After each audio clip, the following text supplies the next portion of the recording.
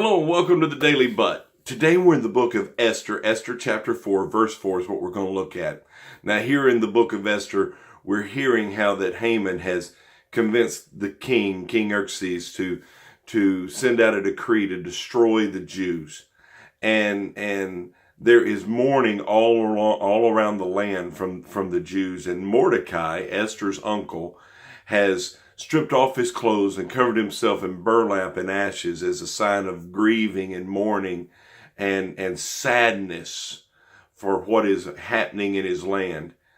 And Esther, who nobody knows is a Jew at this point, is queen. And listen to verse 4. This is a powerful verse.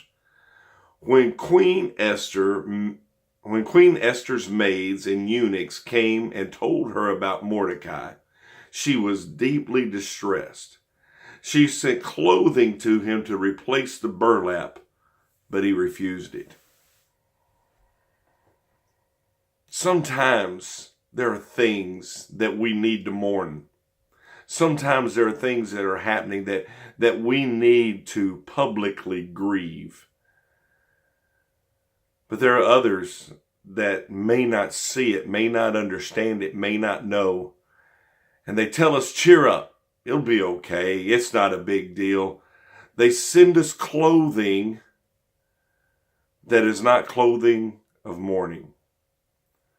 But in this verse, Mordecai refused it. What he was saying is, I know that you're the queen, I know that you're taken care of.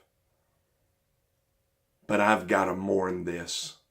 I've got to make sure that I know, and everybody knows, that I don't think this is right. There is a time to mourn. There is a time to grieve.